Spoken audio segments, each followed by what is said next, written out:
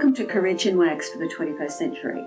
My name's Catherine Cunningham and I'm a career specialist who's worked with thousands of people by now. And so what I'm trying to do in this podcast series is tap into things that I've learned, things that I've come to understand over the years to help people better manage their careers and be happier at work.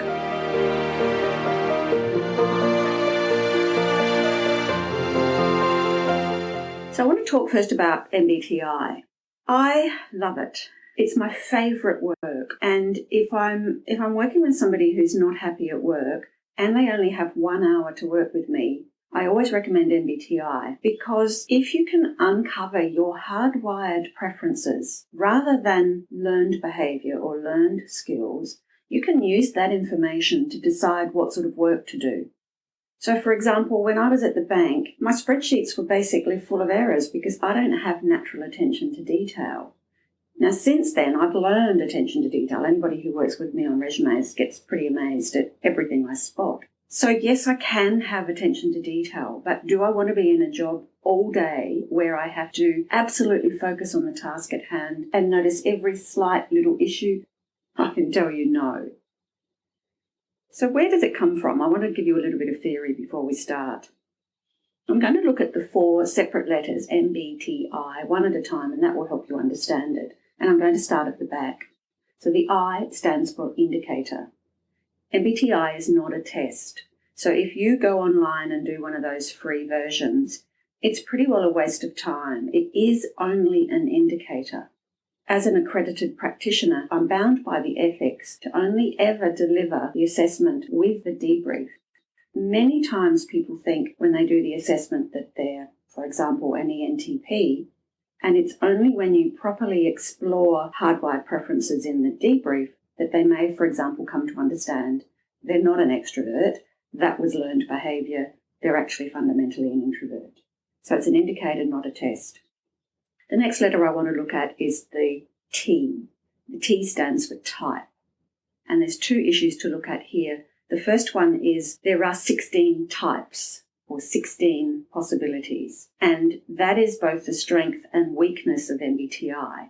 The strength is, from a career perspective, when people get their profile, it's like this aha light bulb moment. Often the comment is, I cannot believe this is so right. The level of detail, however, means that they forget their profile. So if I rang somebody up a year later and said, look, what's your profile? They'll probably get it wrong. For our career purposes, that doesn't matter. All we're trying to do with MBTI is stop for a minute in time, have a think about hardwired preferences, and use that information to make career decisions. And the other aspect of type is it's not trait or trait theory. So many instruments will measure you on a continuum. They'll say you're more like this than a particular cohort or less like this. As soon as you do Myers-Briggs, you will notice that it essentially forces you into one camp or the other. Now, Myers-Briggs is based on Carl Jung's work, and apparently Carl Jung said, of course, none of us are 100% introvert or 100% extrovert, for example, but you will notice it essentially wants you to come down on one side versus the other. And the final letters are MB, and they stand for Myers-Briggs. And it was a mother-daughter combination. Catherine Briggs started in the 1920s, building on Carl Jung's work. He knew of her work. She was the first person who wanted to have a mainstream application of his work. So it was really the first time in the world that anybody tried to use personality preferences to help people make career decisions. Because before that, fundamentally, you did what your father did, because of course back then it was mainly men working. You did what your father did, or your career choices were extremely class-driven. Okay, let's move on to the label issue. Some people don't like MBTI because they think it labels them. Yes, it obviously does. A useful analogy, however, might be if you think about your favourite room in the house. So my favourite room in the house is my bedroom. I do a lot of work on my bed. It looks out on a garden. I love the connection with the garden. My least favourite room in the house is the laundry. If you look at MBTI, the bedroom is really where you are most comfortable, where you are most in the flow, in the zone. MBTI does not mean you don't change your behaviour. So yes, of course, I go into the laundry. I don't like the laundry. I find it quite soul-destroying, but I go into the laundry. And probably from a work point of view, the example would be me working on resumes and making sure I dot the I's and cross the T's. I don't really want to do that all day, but I quite happily and skillfully go into that laundry. At a minimum, somebody talked to me about this a while ago, and it's always stuck with me. At a minimum, you could argue that those 16 types are just a description of behaviour preferences, and that's no different than the DSM-5, which is the American Psychiatric Association's description of mental disorders. If you've ever looked at that, they will have a series of behaviours that they put underneath a label. The label might be borderline personality disorder, and underneath they'll have a series of behaviours. So you could argue at a minimum MBTI is no different than that. It's a useful catch-all of behaviours that are put under a label. And finally, if you're really sceptical, there's a guy called Dr. Dario Nardi, wonderful guy. I went to one of his conferences in Brisbane a few years ago. And since 2006, he's focused on hands-on brain research.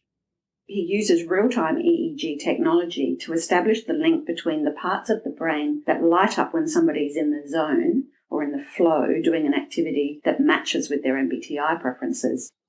If you just Google him, he has lots of information, interesting content and videos. And at the moment, he's producing content for a new book, and he's slowly releasing it on LinkedIn. I had a look at his work on ENTP, which is my profile, and I found it even more fascinating. So perhaps explore that as well.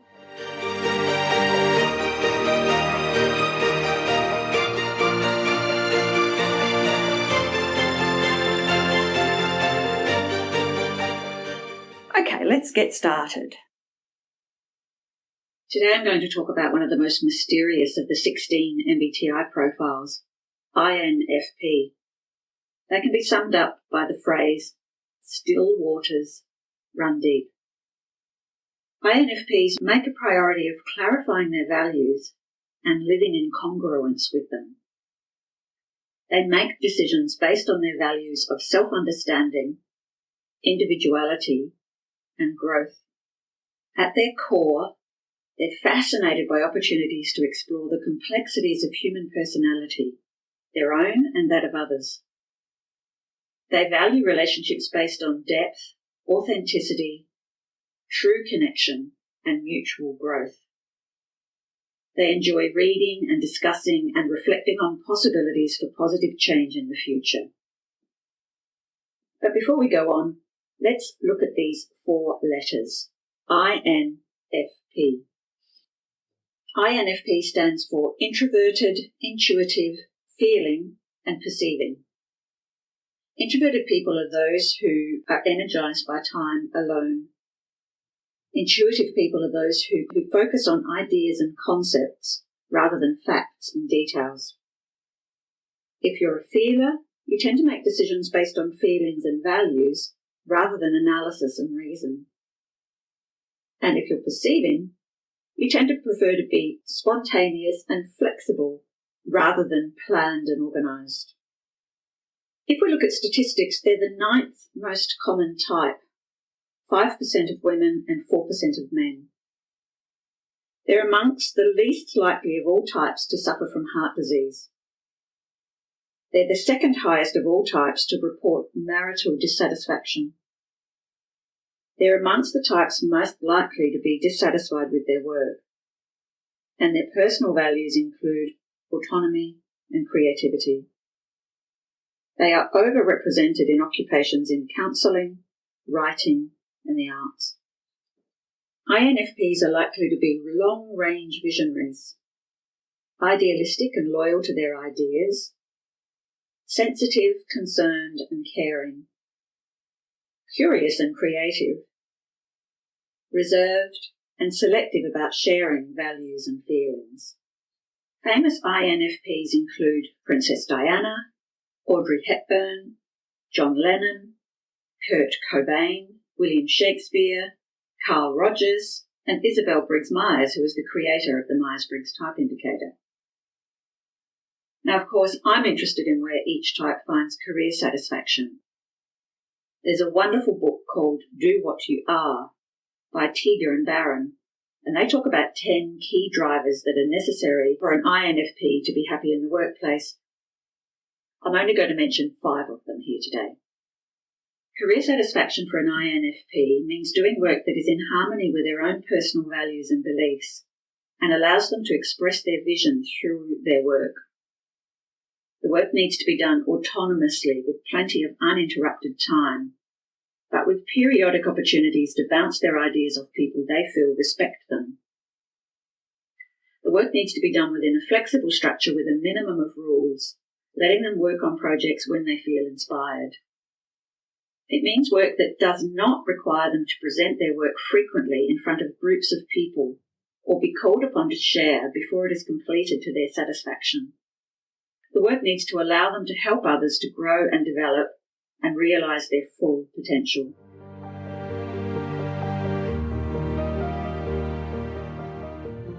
What makes them attractive to others?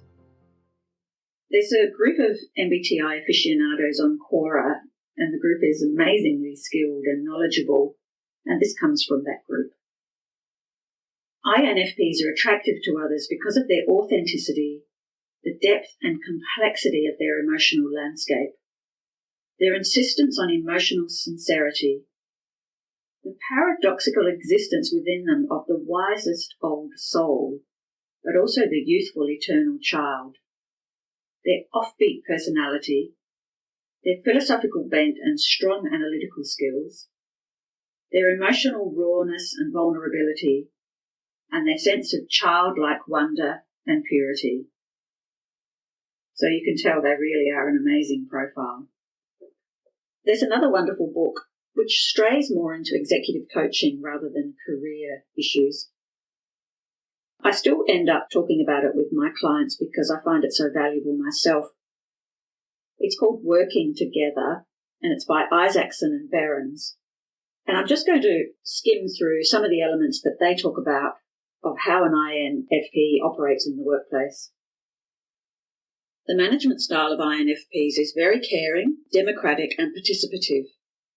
Their style is likely to be people-oriented, and they lead by quietly championing worthwhile causes and encouraging individuals to achieve whatever they are setting out to do. Their commitment is to the progress and growth of those around them, and thus on the development of staff more so than the development of systems and procedures.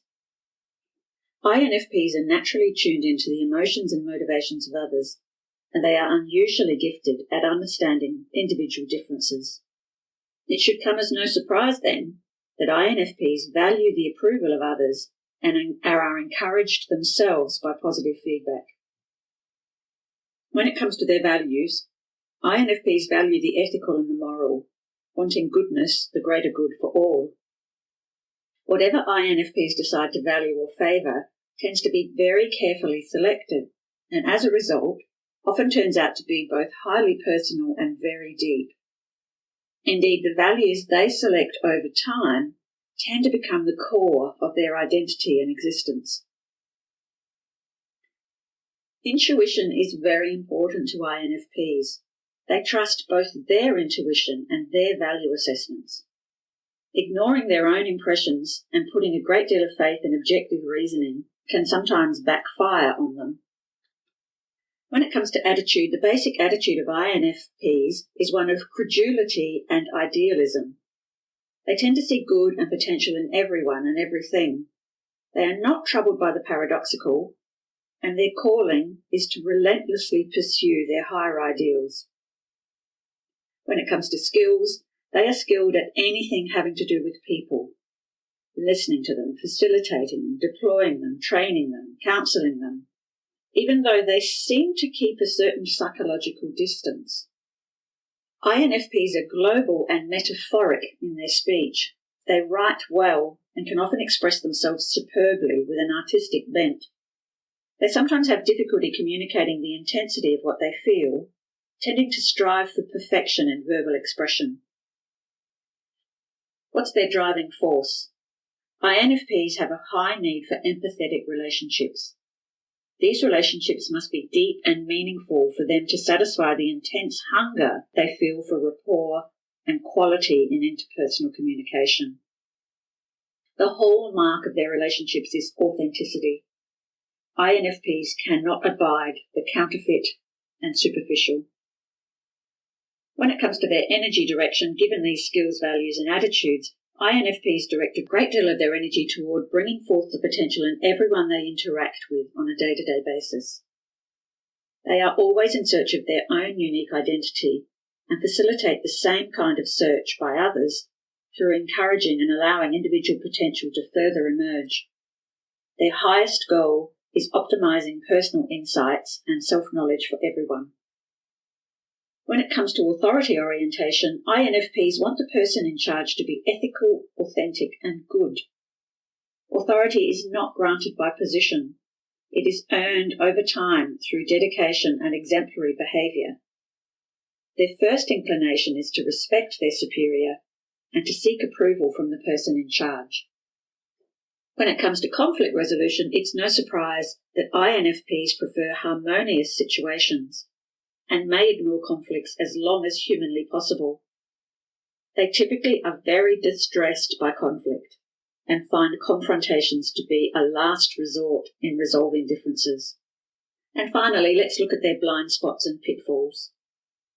INFPs become totally absorbed in projects, to such a degree that they can lose sight of what is taking place around them.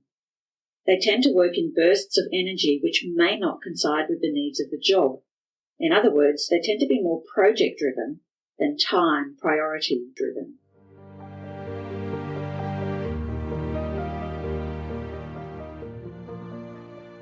But let's finish off with a bit of fun. Coming back to the Quora group, they go through all of the 16 profiles and talk about how you would know whether each profile likes you. So with the INFP, when they have a crush on you, don't expect any blatant flirting. Instead, they will try to show interest subtly and indirectly by laughing at your jokes, listening and paying attention to your life and who you are, and sending expressive emojis that they'd be too shy to express in person.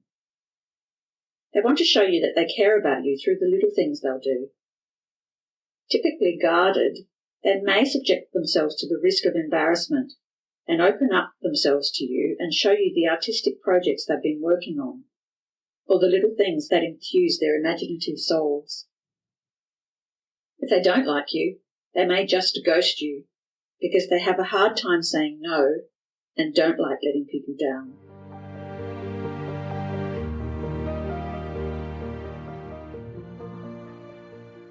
Where to from here? I think it's really important to know your profile, both from a career point of view and a personal point of view. I wouldn't go and do a free course online. I've got friends of mine who are convinced, for example, that they're extroverts and they're probably some of the most introverted people I've ever met. I think it's important that you do your assessment with a qualified MBTI specialist. I really like the MBTI Step 2 interpretive report because that will show up where your behaviour is different, or when it isn't different, but I'm interested in when your behaviour is different to your preferences. And the example I use is attention to detail, or I often talk about how I behave as a feeler because I was brought up such a strong Catholic, whereas really I'm the most analytical person in the world and I'm a clear thinker. And the people I work with, we use it to try and help them make better career decisions and or be happier in their current jobs, be happier at work. On a personal level, I find it immensely useful. And as I was reading the ESTJ profile, I could think about two of my very good friends who are ESTJs. I think when you understand other people's preferences, it allows you to respect them as well as understand them and hopefully like them. And in the complex world that we live in, I think that's no mean feat, or it's something that's very important. Thanks for listening to this podcast. I'm doing a podcast every few weeks. I have promised that I will complete all of the 16 MBTI profiles. If you're interested in MBTI, on the website, under the heading Infographics, there's a subheading called Personality, and you'll find your MBTI profile there in a beautiful infographic that sums up a lot of what we've spoken about today. I also do a regular mail out. I've reduced it to once a month because by chance last time the mail out was very delayed. I was in Europe and then Kim had COVID, and I found the open rate was really high. So what I've concluded is yes, you like keeping up to date with career issues, but perhaps not once a fortnight. So I now do a monthly mail out. If you're interested, you'll find a sign-up form on the website. You'll also find show notes about this episode on the website, which is careerconsult.com.au. And you can find a sign-up form there, or else just email us admin@careerconsult.com.au and we'll get you signed up. Let's finish with my hashtag why not be happy at work?